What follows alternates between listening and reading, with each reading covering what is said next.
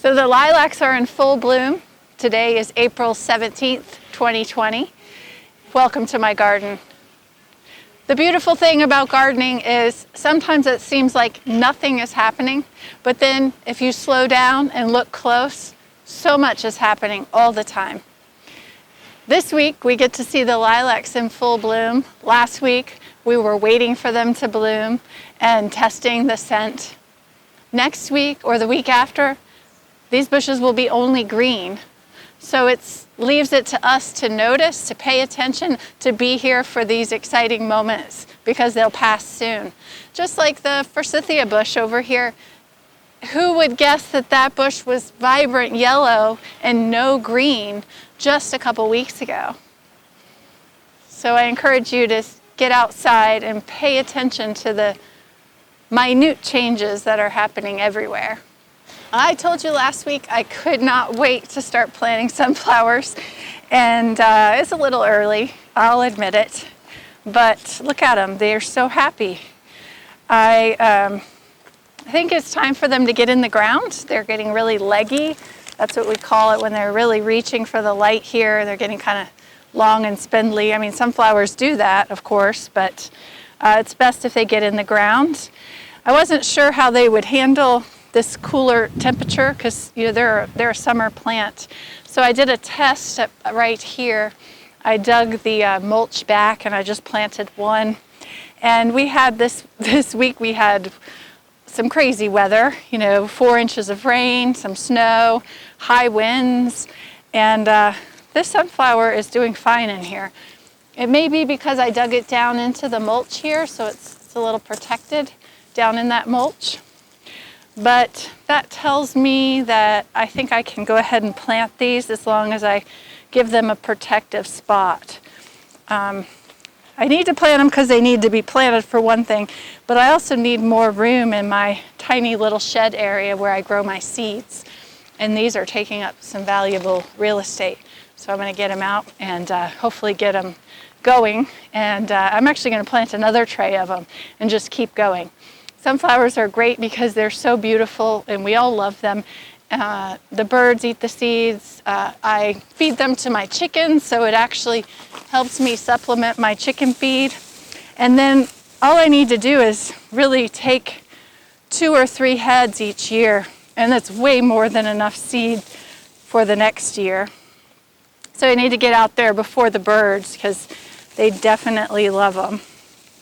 But last year these are from, I think, a black one, and I've got this one that's more white, and then I got some smaller ones here. So I have way more than I need.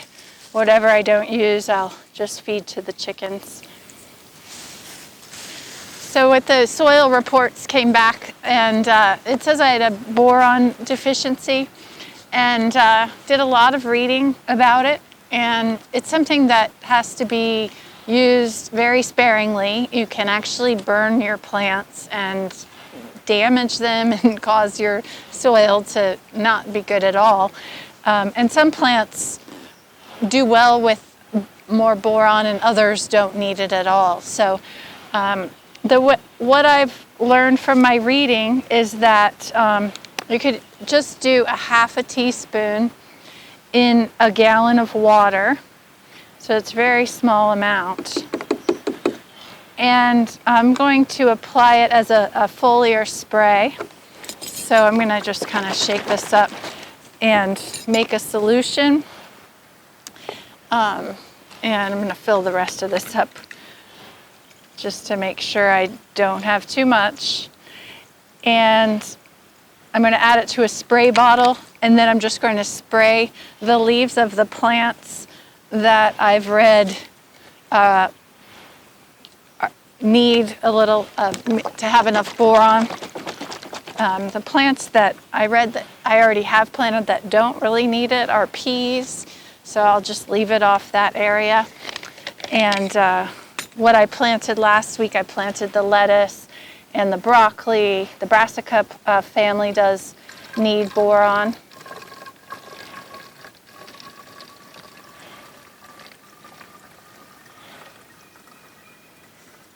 So what I'm thinking is I'll just keep this handy through the year, through the garden season, and I'll make notes when I've already applied it to a certain area of the garden so that I don't apply it more than once. Just to be careful not to get too much in the soil. I sent the soil reports over to Adam at the Eco Village, and he was kind enough to take a look at them and give me his input. And I'll just read a little portion of his email to me. He says, "Hi Hari, I looked through your soil samples and I can tell you've probably added lots of compost to your raised beds. Your potassium and phosphorus levels are plenty high. I would refrain from adding too much more compost. Instead, use some type of mulch like old hay or leaves to cover your soil. Once your potassium and phosphorus levels get excessively high, there's not much you can do to get them lower. Most of your micronutrient levels look good, as does your pH. For maximum production, I would focus on nitrogen. You have several choices for nitrogen. My go-to are feather meal, alfalfa meal, and Harmony, which is a pelleted chicken manure, and all are available from Seven Springs Farm." And he goes on to tell the difference in those three, and then decides to actually recommend Harmony because it will keep things simple for me. And Harmony is actually something I have used quite a bit over the years, and it's a nice, easy to use fertilizer. So I'm going to be talking to him some more to find out some more of the details and his ideas, but what I feel good about in seeing this is that what I have done over the years has been helpful. And also what I'm really glad is that I did test my soil, because it sounds like I've been adding quite a bit without realizing it, and I don't want to get to the point where I've added too much and I can't do anything to correct it. So there's another reason to get your soil tested so you know what's happening in there. So it just so happens that I have procured a trailer full of leaves from my neighbors, the gardeners, and I'm going to use my mower to mulch it up and dump it on the garden beds. So another great news from Adam is that what I was planning to do was what he recommended, so I'm glad about that. This week I've also mowed this area of my yard, which is some of the only grass I have, and took that and put it on the garden beds. And from what I learned when we took the visit to the Eco Village is that you don't want to have green material on the bed that you're actually planting as it's decomposing. So I put that green grass clippings on beds that I know I'm not going to be planting anytime soon. By the time I plant it, it will be dried and more like a hay covering. So that's another way that I'm using materials that I have to cover my beds. And if you did see the episode at the Eco Village, Adam told us about how farmers will use cover crops where they're actually planting things to keep that ground covered and enrich the soil with the green manure, so to speak. But gardeners may have a harder time to keep up with that, so we can use materials like leaves and grass to just keep the soil covered, and that will do just as good for us. I do plan to do some cover cropping this year if I can work it out, but in the meantime, definitely keeping the soil covered is important. And I'm going to show you why. All right, so this is full of leaves, almost to the top. Joy and Bobby Gardner helped me get all the leaves they needed to get rid of off their property. Oh, it's not as high as I thought, but it's pretty high. I was halfway expecting it to fall on me. But we all loaded this last weekend, and this is all leaves they wanted to get rid of, and that worked out great because I happen to need them. So I'm just going to pull this tarp down and just let them fall here, and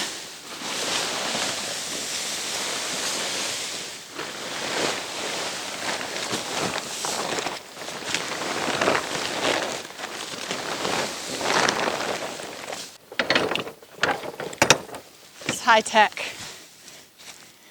I'm going to use my push mower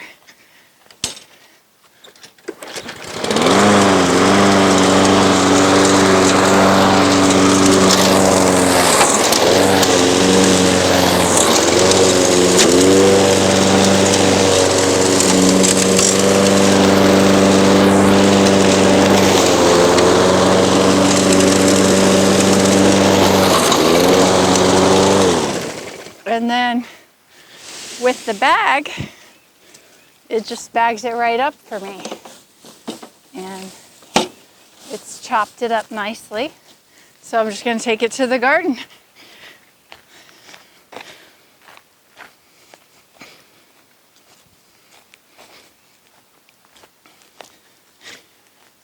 And here you can see I did this a little bit already. So I'm just coming in and spreading it out. But before I do that, actually, I see something I want to take care of.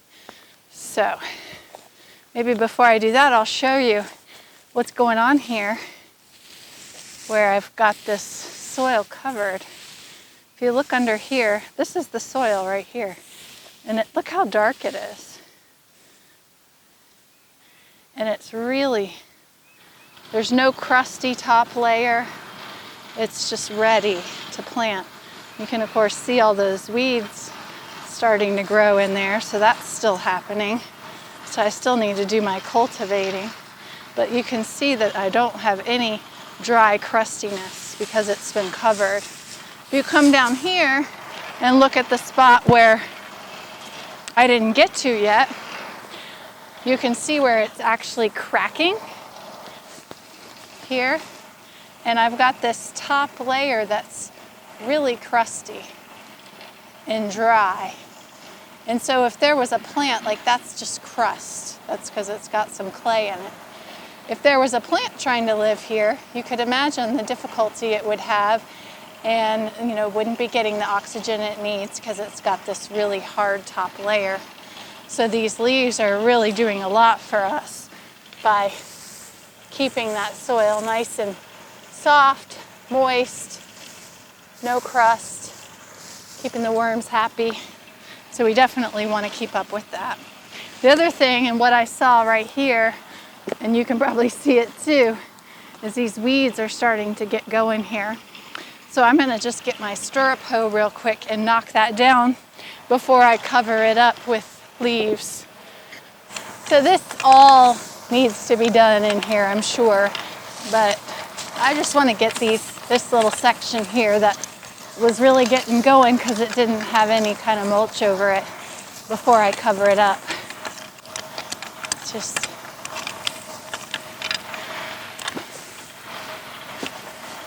and also down here, just beyond this dry patch, I can show you where I spread the grass, which is another way to use what we have around. And this is the grass that I spread this week.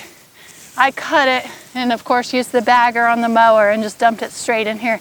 You can see it's still green, but it's decomposing here and keeping this soil covered, which is what I want. I'm not going to be putting anything in this bed before this grass completely decomposes, so dies, so it'll be fine. But you can see that it's doing the job as well. We've got soft, non-crusty soil underneath. So, great thing to keep up with. If there's just one thing you do, just keep that soil covered.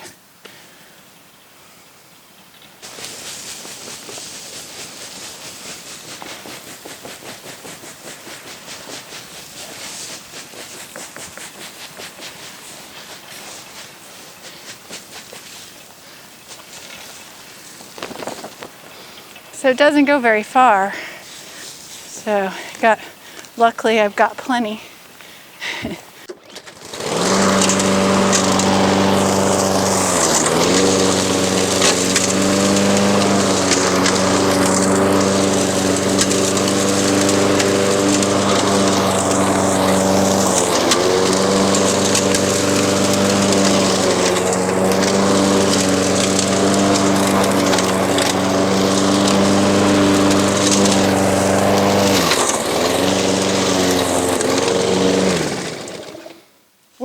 starts shooting out the back, I figure the bag is full.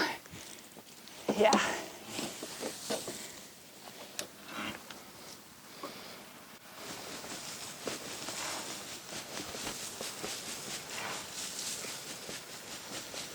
I'm just trying to get a fine coat covering over all of it so it doesn't have to go too thick, just enough to keep it moist. So here we are in the cilantro bed again, and I showed you this patch of cilantro a couple weeks ago and said that I would harvest it, and I did. Had a delicious Mexican meal, and you can see that it's going to come right back. So in another week or so I can harvest that again. And over here, you know, these plants are going to be ready to be harvested next. And then behind that, I've got these seedlings coming up here. There were a whole bunch of seedlings in this area. You can see that's bare now. I kind of scooped them up with my hand and transplanted them this week because I really want to make sure I have a supply of cilantro as long as possible. So I'll show you where I moved these to. I've cultivated this bed this week. You can see it's looking pretty good. I'm going to put some things in here. I think some potatoes, some squash, and just trying to keep the weeds knocked down until it's ready. It's definitely ready for potatoes now, so hopefully get those in this week.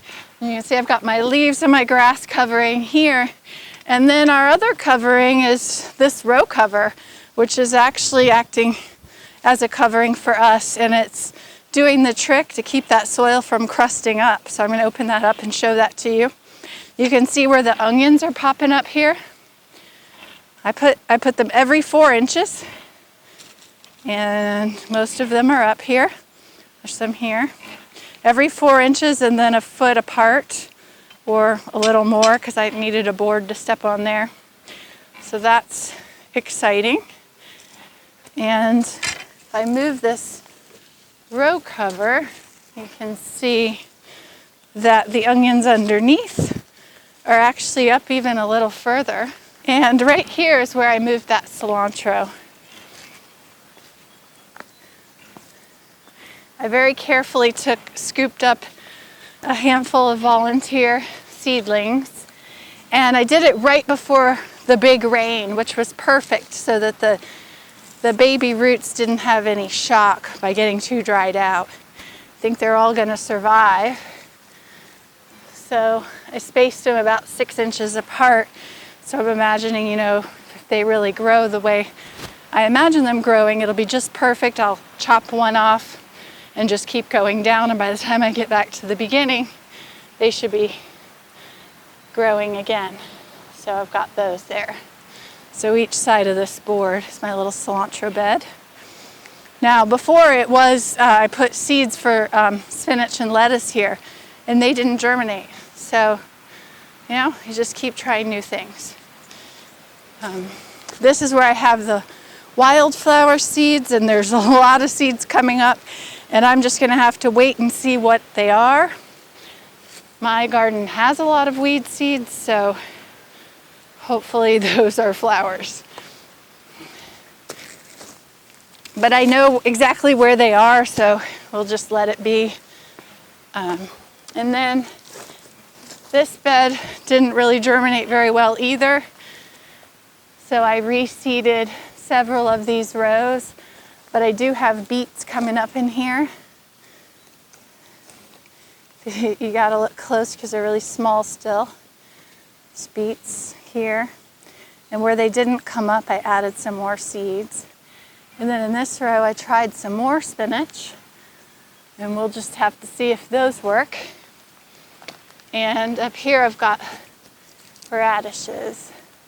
And a few of them were already up, and I'm using seeds that are a few years old, so it might just be that they aren't going to work that well. I'll just keep trying. And all our transplants from last week survived. and they're looking good.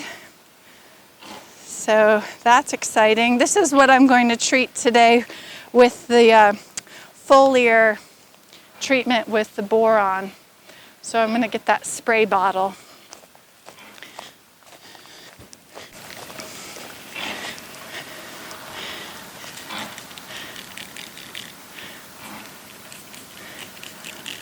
So what I read was just to spray it and try to get both sides of the leaves.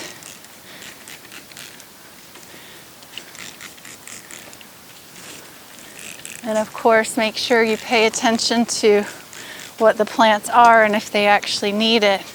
And before you would do this at all, I would stress that you get your soil tested.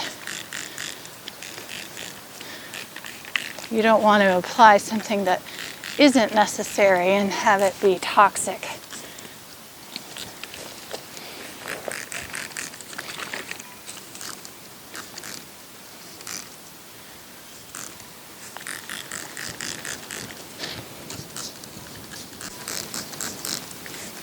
It's kind of amazing to me that that tiny bit is all it takes to make a difference. Half a teaspoon for a whole gallon.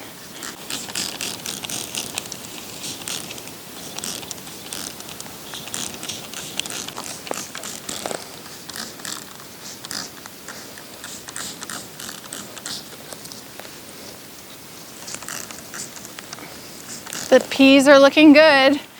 The tallest ones look to be about 4 inches or so. And some of them are just emerging here. I was wondering what's going on in some of these spots. Some of them might just not come up. Not sure what happened there, if something got in there and ate the seed or what. Sometimes you never know. But they get to be, when they're tall enough to reach the fence, then I'll just kind of push them over and help them wind themselves. These little, I'm sure there's a good name for it, like tentacles to me, tendrils, little hands, they grab the fence and hold on, wrap themselves around, and then they'll just keep climbing. So once they're long enough, I'll help them find the fence. And then they'll climb up and go all the way to the top, which is pretty incredible for a couple months' time. Oh, and this is a type of cress. I remember early I couldn't remember what it was, and it's very spicy, but it's good sautéed, so this could be harvested now and just cooked as a green for dinner. So I'll probably do that this week. You can see some evidence here of a pest I deal with, and that's flea beetles. These little tiny little holes there. There are some things they really love, like eggplant. I have never been able to grow eggplant because they just decimate the plant. So they're still here. So good to know. I watered these with that kelp the other day. They smell like the seaweed sunflowers. It's not that good of a smell unless you're a cat.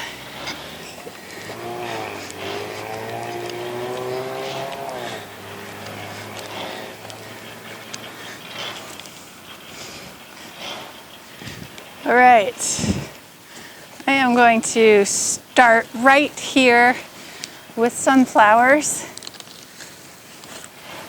This is a perennial flower as well. Sunflowers are not perennial, but this is a perennial flower. The name is escaping me, as it usually does, but it puts out a beautiful purple flower. So I think I'll just kind of put a bunch of sunflowers right around this, because I wouldn't be planting anything else in that area. And it's nice and close to the houses where we can watch them and see them look so pretty. Just gonna scuff this up a bit because there's some weeds starting to grow here that I don't want. We're remembering not to dig too deep. Let all those microorganisms in there stay intact. Okay. Now with the sunflowers, they need to be about a foot apart or so. I'm going to use a little twig. I'm always just looking like right next to me, like what can I use for this purpose? And you know, I usually find what I need. It's kind of amazing. So a stick, I just stuck it right in the drain hole in the bottom to loosen that up. That one doesn't look that great, but I have plenty, and I'm just gonna try to get it started right here. You're trying to not disturb the roots as best as you can. So, see, when I push that on the bottom, it just pushes that whole thing right up. That way I don't disturb those roots. You can see them right there. Look pretty healthy. And I think what I want to do is just kind of stagger these a little.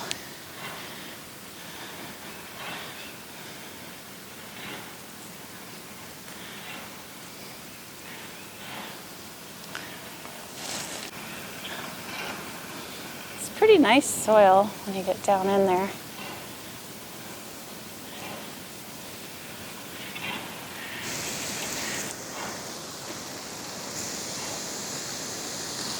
Trying to make sure those don't dry out while they're out here too. We're make it a rainbow. Yay! There's rainbows wherever we want them. I see it from here too. Oh, can you see it with the camera? Yeah, it's on the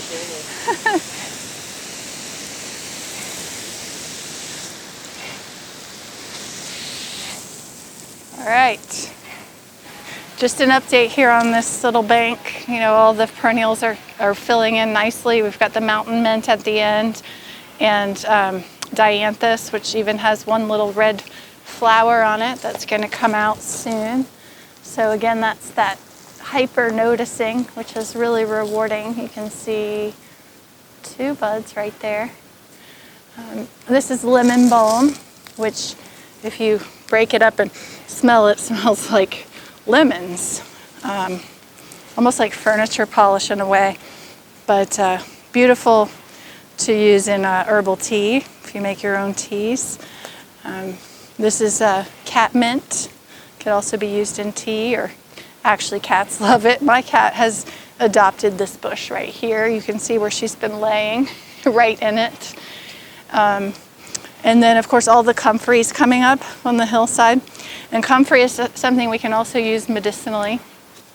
So we have plenty of that. Last year I dug up a little bit of the lemon balm and spread it down here because it does such a nice job with these rocks. Just kind of try to get stuff established that will come back every year so I don't have to dig. And then this last couple weeks ago I planted the irises here. They're struggling, but I think they're going to be okay. One of them is standing up nicely. It's another perennial flower. I bought this actually from Slaughter's. It is called can't say it right. Coreopus. You can laugh at me. And it's all coming along. Beautiful plant from Joy Gardner, looking amazing. That's the burning bush. Can hardly tell. And these plants we shoved in the ground here, a couple of them look like they're going to make it. I mean, this has been here for a few weeks and still has green on it. So that one, that's the forsythia. This one I don't think so. I think I'm going to take that stick out.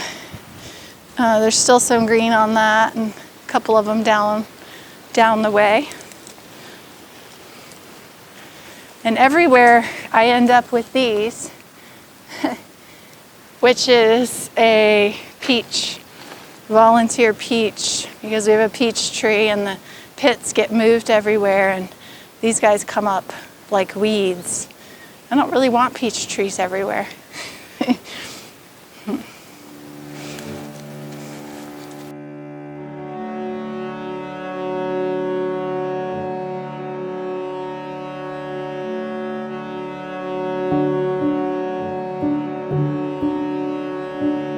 So I actually added this. I put butterfly milkweed seeds to stratify in the fridge for a month. So it's basically trying to replicate them being outside in the cold. And then I planted them. So I'm hopeful that they're going to grow because those are beautiful and they feed the monarch butterflies. And my sweet potato slips are coming along. I actually had 3 sweet potatoes rot this week. I've been trying really hard to keep up with the water, so I don't know if the potatoes were already kind of in bad shape. Hopefully the rest of them won't do that. One of these has a ton of slips, so it's pretty cool. That one looks really healthy. It looks like more of them are going to grow over here. So each one of those will make a plant. I can't remember which one it was that was so good. That one's growing up from the top, so that's pretty cool. I think that one looks really good.